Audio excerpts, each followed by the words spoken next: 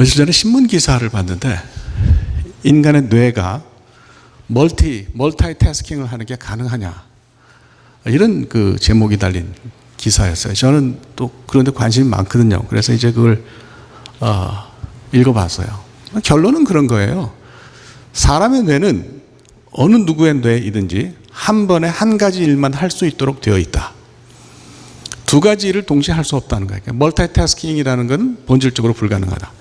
컴퓨터를 여러 개 켜놓고 뭐 이렇게 같이 뭘 할 수는 있어도 이 일을 할 때는 이것만 하는 거예요. 그 다음 걸 볼 때는 또 그 다음 것만 하는 거고, 뭐 그렇다고 볼 수가 있죠. 저는 20대 중반부터 이제 컴퓨터가 나오기 전에, XT 컴퓨터가 나오기 전부터 이제 타자기로 설교를 쳤어요. 그래서 타작원에 가서 딱 3주를 다니니까 할 수 있겠더라고요. 근데 4주째부터 숫자를 치는 걸 하는데 4주째부터는 안 가서 숫자는 지금도 보고 칩니다. 그 뭐 방법이 없는 것 같아요. 예. 이제 미국에 오니까 미국에서 컴퓨터를 사면 자판기에 영어만 있잖아요. 한글이 붙어 있는 게 없어요. 그런데 뭐 치는 게 어렵질 않아요. 아마 한국 자판, 한국어 자판, 뭐 영어 자판 다 치시는 분들이 똑같이 경험하실 텐데, 어차피 자판은 안 보고 칩니다. 안 보고 치는데 한글 자판을 치려고 하면 뇌에 한국 자판이 쫙 뜨는 거죠. 머리에 딱 떠요. 근데 영어를 치려고 하면 그게 사라지고 영어 자판이 딱 뜨죠. 다 그런 경험 있으시죠? 그냥 그렇다 그래요. 예, 뭐 사실 그렇기 때문에 뭐 거기 뭐 기억 니은이 있든지 없든지, 뭐 ABCD가 있든지 없든지 사실은 이제 그게 상관이 없어요. 그러니까 뭐 두 개를 다 하는 것 같지만 동시에 사실은 두 개를 동시에 다 하는 게 아니라 뭔가 할 때 하나만 하는 거다, 이렇게 우리가 생각을 할 수가 있어요. 그러니까 그 기사 얘기는 간단해요. 두 가지를 동시에 하려고 하면 비슷하게 흉내는 낼 수 있을지 모르지만 효율이 현저하게 떨어진다. 사람의 생각은 둘로 나뉠 수가 없다. 나뉘면 안타깝지만 그거는 정신분열이다. 네. 우리가 스키조프레니아라고 그렇게 이야기를 하죠. 대제사장과 사두개인 당파들, 그러니까 이제 예수님 당시 또 주후 1세기경의 그 유대 사람들 쭉 그 분포를 보면 바리새인들이 좀 있고요. 그 다음에 제사장들, 그러니까 바리새인들은 율법을 공부하는 좀 학자들 같은 사람들이고, 실권을 쥐고 예루살렘 성전을 좌지우지하는 제사장 그룹은 사두개인이다, 이렇게 볼 수가 있어요. 나머지는 뭐 그냥 은둔해서 믿는 사람들 좀 있고, 그 다음에 거의 대부분은 암하아레츠라고 해서 그냥 뭐 율법과 상관없이 이렇게 사는 사람들이 대부분이었다, 이렇게 볼 수가 있어요. 그러니까 대제사장들은 실제로 유대의 어떤 정치적인 실권, 경제적인 실권을 쥐고 있는 사람들이에요. 이 사람들은 예수님과 예수님 제자 일당이라고 표현해야죠. 이 사람들 입장에서는 일당이 나타나기 전까지는 정신 통일해서 뭘 하는데 문제가 없었어요. 정신을 나눌 필요가 없었던 사람들이에요. 바리새파들 보면 한심하죠. 아주 답답한 사람들이나, 책이나 보는 사람들이 뭘 알아. 아무것도 모르지. 실제로 뭐 예루살렘 성전이 어떻게 돌아가는지 저 사람들은 모르는 사람들이니까 답답한 사람들이라고 생각하고 그냥 별로 신경을 쓰지를 않았습니다. 어차피 예루살렘의 실권은 자기들이 잡고 있으니까 뭐 큰 문제가 없었거든요. 그런데 예수님과 예수님을 추종하는 사도들이 짠 하고 나타났습니다. 이 사람들이 예수 그리스도를 전하는 것이 굉장히 파워풀했어요. 병자도 많이 고치고요, 기적과 이사도 나타나고, 복음을 전하면, 여러분 베드로가 한 번 외치면 몇 사람이 하루에 예수를 믿었다 그럽니까? 그거 뭐 엄청난 거죠. 지금 생각하면 3,000명이 막 달라지고 그렇게 하니까 제사장 그룹이 아연 긴장했습니다.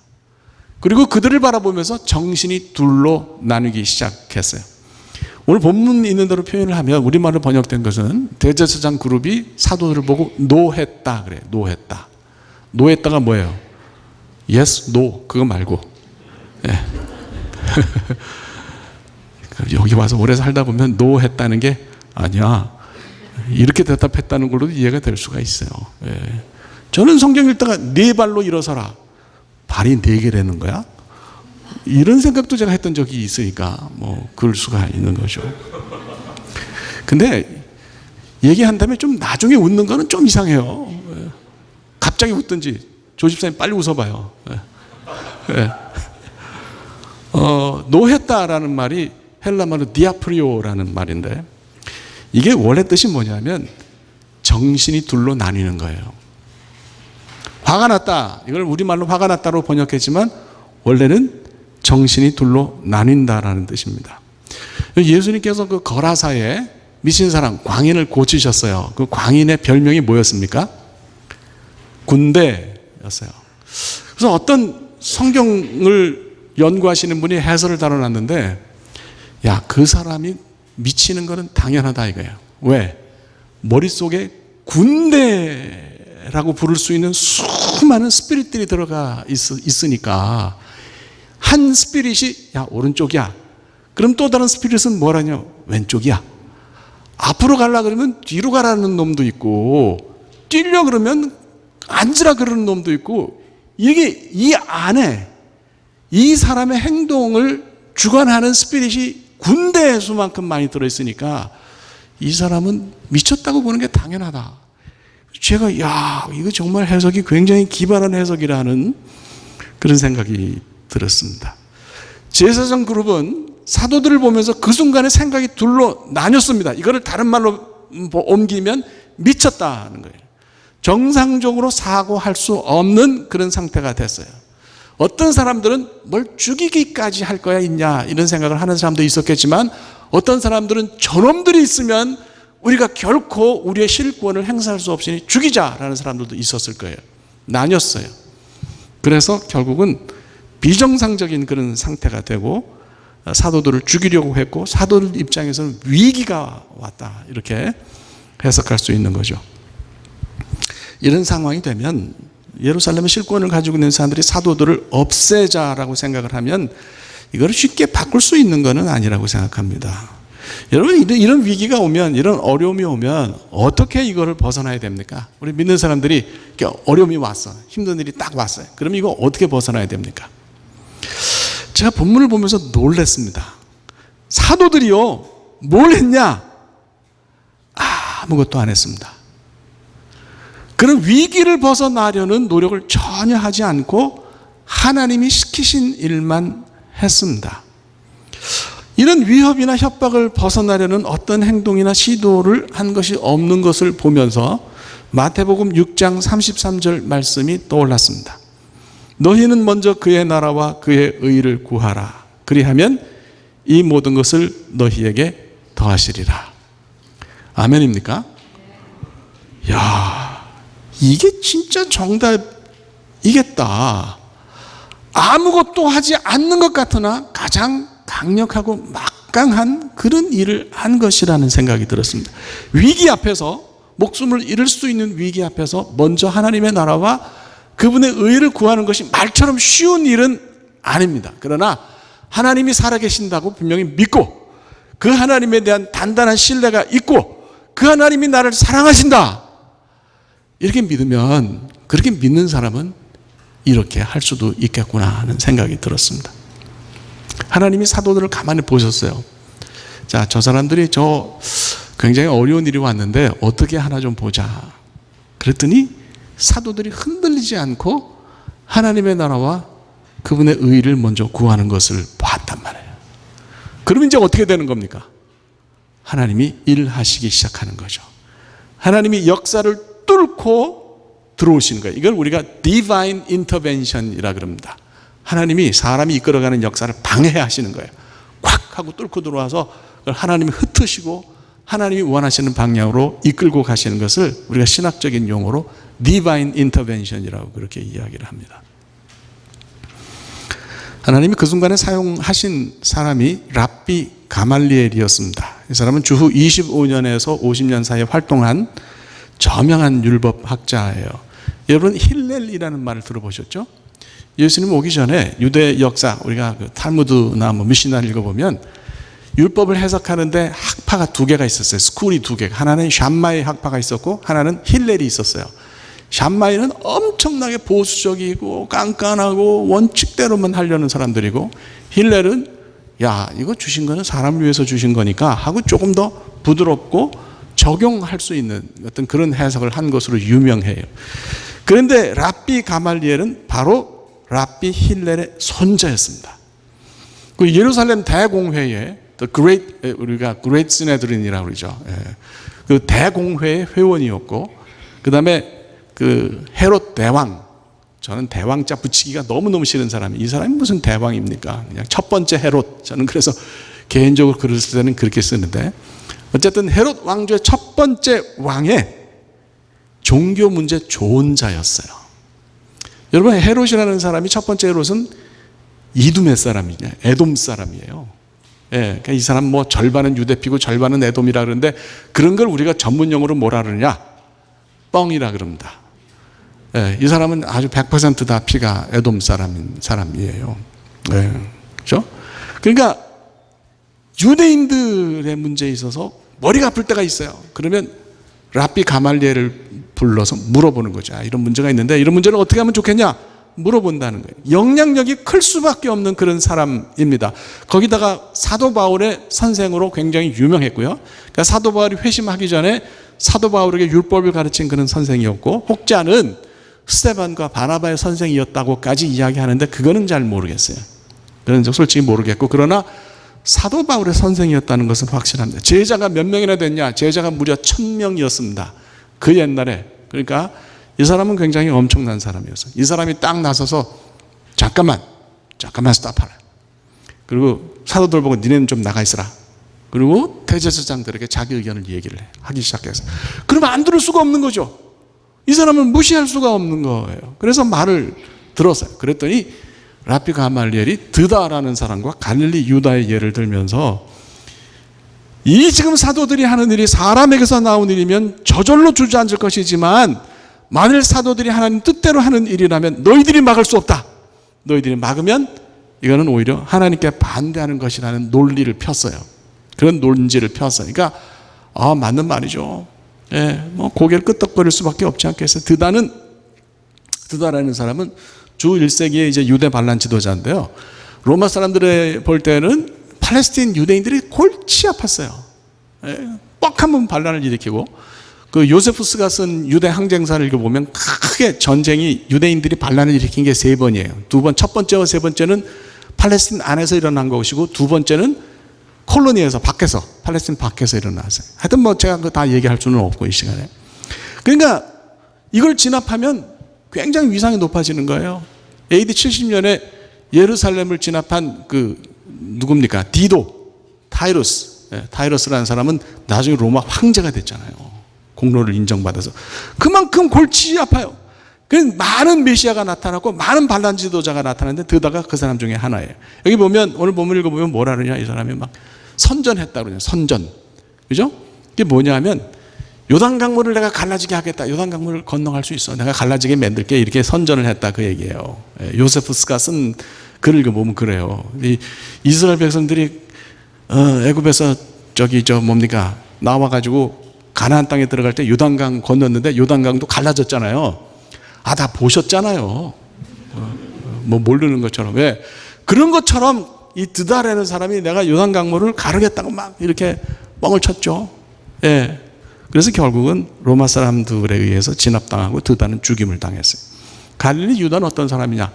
그 당시 팔레스틴 전체를 책임지는 유다의 대빵 총독이 있었어요. 그걸 우리가 시리아 총독이라 그래요. 그러니까 시리아 속주가 말하자면 팔레스틴 전체, 우리는 유다 뭐 이스라엘 뭐 이런 것만 익숙한데, 실제로 진짜 대장은 시리아에 있었어요. 이 사람 이름이 구레뇨인데, 이 사람이 호적을 했거든요. 호적을 한 이유는 뭐냐면 세금을 많이 거두려고. 인구조사를 하고 호적조사를 해가지고 숫자가 확인되면 세금을 더 유대 땅에서, 팔레스틴에서 많이 걷겠다 해가지고 호적을 하게 했습니다. 그러니까 그 갈릴리에 사는 유다라는 열심당원이 한 사람이 있었는데, 이 사람이 이거는 견딜 수가 없거든요. 우리 피식민지 사람들을 수탈하려고 하는 그런 목적이니까 견딜 수가 없다 해가지고, 우리 성경에는 안 나오는데 그 갈릴리 그 디베리아 근처에 찌포리라는 데가 있어요. 영어로는 세포리스라 그럽니다. 찌포리가 갈릴리의 수도예요. 사실은 굉장히 큰 도시고, 거기서 뭐 미시나도 편찬해서 뭐 나오고 아주 굉장히 그런 곳이거든요. 거기를 근거로 해가지고 이 사람이 그 반란을 일으켰어요. 그래서 뭐 굉장히 많이 따랐는데 구레뇨가 막 로마 군대들을 엄청나게 거기 투입해가지고 결국은 다 잡았습니다. 그래서 그 찌포리로 들어가는 길 옆에 십자가를 2,000개를 세우고 그 반란에 참여했던 사람 2,000명을 다 거기 십자가에 매달았어요. 요세푸스가 쓴 글을 보면 거기 나와요. 이거 얼마나 큰 비극입니까? 십자가에 2,000명이 매달렸다 그러면 여러분 그걸 상상이나 할 수 있겠습니까? 엄청난 일이 있었던 것을 볼 수가 있어요. 그러니까 이게 하나님이 원하시지 않는 일이면 주저앉을 거야. 걱정할 게 뭐 있냐? 그럼 하나님이 원하시는 일이면 너희가 하나님한테 반대하는 거야. 그러니까 너희들 이 사람들에게 손을 대지 말라. 이렇게 가말리엘이 얘기를 한 거죠. 제사장들이 굉장히 실질적인 실리적인 판단을 하는 사람들이에요. 사도들을 없애야만 그 자기들이 제사장으로서 예루살렘의 실권을 잡는데 지장이 없다는 판단을 내렸는데 가말리엘 같은 사람이 나서서 그러지 마라 그러니까 그렇게는 할 수가 없고 그러면 포기하지 않고 그래도 사도들이 좀 꼼짝 못하게 하는 다른 방법을 생각하니까 꼼수에 꼼수를 쓰는 거예요. 나쁜 일을 하는데 그 나쁜 일 전체를 포기하지 않으면 자꾸 이상한 방법을 만들어내는 거죠. 그죠? 그러니까 이게 이제 공학적인 접근을 했다고 볼 수 있는데 그러니까 뭐 하나님이 가말리엘을 사용하셔서 이를 이렇게 뒤집어 놓으시니까 마음이 상했어요. 우리가 원하는 대로 저 사람들이 예수를 전하지 않아야 되는데 좀 내버두면 분명히 좀 말썽 부릴 것 같고 힘들게 할 것 같다. 그래서 생각해낸 방법이 뭐냐면 채찍을 때리는 거였어요. 이 채찍이 어떤 건지 밝혀지지 않았는데 그 당시에 그 주 1세기에 로마 사람들이 쓰던 채찍을 쓰지 않았겠나 이렇게 판단을 한다면 그 채찍이 무시무시해요. 잔인한 거예요. 가닥이 6가닥이 되고요. 맨 끝에 납조각이나 뼈 조각 같은 것을 달았어요. 그래서 딱 하고 때리면 몸에 쫙 감기겠죠. 채찍을 쫙 잡아 당기면 어떻게 되겠습니까? 피부가 찢어지고 살점이 떨어지고 막 이렇게 되는 예수님도 그 채찍을 맞으신 거예요. 그러니까 이거는 언제 때리느냐 하면 보통 십자가에 매달리기 전에 여러분 생각해 보세요. 이게 멀쩡한 사람 생각에 이 멀쩡한 사람을 십자가에 매달면 고통이 얼마나 심하겠습니까? 그러니까 미리 채찍을 때려가지고 혼을 반쯤 나가게 만드는 거예요. 비몽사몽으로 거의 혼절 직전으로 만들어서 축 늘어진 사람을 끌어다가 십자가에 매달기 위해서 채찍을 때리는 거예요. 그러니까 제사장들이 선택해서 사도들을 때리고 놓아주라고 한 건 실제로 무슨 방법이냐면 죽이지는 못했지만 거의 죽음에 근접하도록 만든 거죠. 너네들 또 까불면 이런 매를 맞게 된다. 이래도 좋냐? 아주 심대한 협박이고 굉장히 큰 위협이었다. 이렇게 우리가 판단을 할 수 있어요. 여러분 이 매를 몇 대나 맞았을까요? 예, 사도 바울이 고백했잖아요. 자기가 40에서 하나 감 한 매. 그러면 40에서 하나 빼면 몇이에요? 율법에 40대는 때리지 말라 그랬거든. 왜냐하면 그게 때리는 사람 책임이 없대. 39대까지는. 그래서 한 대 더 때리면 그건 책임이 있고. 나 이런 웃기는 정말 예. 뭐 그런 경우가 다 있겠습니까? 그죠? 그럼 만약에 때렸다고 하면 야, 그 채찍으로 40에서 하나 감한 39대를 맞았다. 우리가 이거를 가볍게 볼 게 아니라는 거예요. 죽는 대신에 죽임을 당하는 대신에 얻어맞고 풀렸구나 하는 것을 깊이 읽으면 절대로 가볍게 볼 수가 없다. 그래서 저는 41절을 충격적으로 읽었습니다. 이런 매를 맞았는데 기쁨으로 여겼다. 매를 맞는 것은 너무 고통스러운 일이었을 거예요. 온통 막 다 찢어지고 막 피 철철 나고 거의 죽은 사람처럼 되는 그런 일이었을 텐데 예수 그리스도를 위해서 그런 선택을 받았다. 굉장히 큰 영예로 생각했다. 저는 이거를 그렇게 읽으면서 말씀을 준비하면서 읽으면서 정말 뭉클했어요. 야, 나는 흉내도 못 내겠구나. 나는 이 사도들의 이런 결심과 결단 가까이 가지도 못하겠구나. 이런 생각이 들었습니다. 세상의 악함이라는 것은 제가 볼 때 하나님 말씀을 잘 안 들어요. 우리 하나님 믿는 사람들은 잘 하나님 말씀을 들으려고 했었는데 세상에 악한 데 물든 사람들은 올바른 길을 선택하지 않습니다. 하나님 말씀을 잘 안 들어요. 그렇기 때문에 어떻게 해서든지 자기 방법을 그대로 만들어내려고 애를 쓰죠. 그죠? 빈틈을 찾아서 세상이 파고 들어온단 말이에요. 여기서 하나님 믿는 사람이 해야 할 일의 몫이 분명해집니다. 그 과정의 빈틈에서 악한 자들이 포기하지 않고 마지막 발악을 하기 때문에 우리에게 고통이 올 수 있다. 얘기예요. 우리 믿는 사람들이 하는 일에 고통이 올 수 있다. 그런데 이 빈틈의 고통을 이겨내고 끝까지 견디면서 하나님 나라를 구하면 그건 진짜다. 네, 그건 진짜다. 하나님을 위해서 일하는 중간에 힘이 들 수도 있어요. 어려울 수도 있어요. 뭐 그렇죠. 네, 그런데 이거는 그냥 그러면 세상이 마지막 발악을 하는 거다. 그렇게 생각을 하시고 웃으시고 잘 견뎌내시기를 주님의 이름으로 축복합니다. 하나님 나라를 위해서 우리가 일한다고 생각하면 끝까지 그것을 포기해서는 안 되리라고 생각합니다.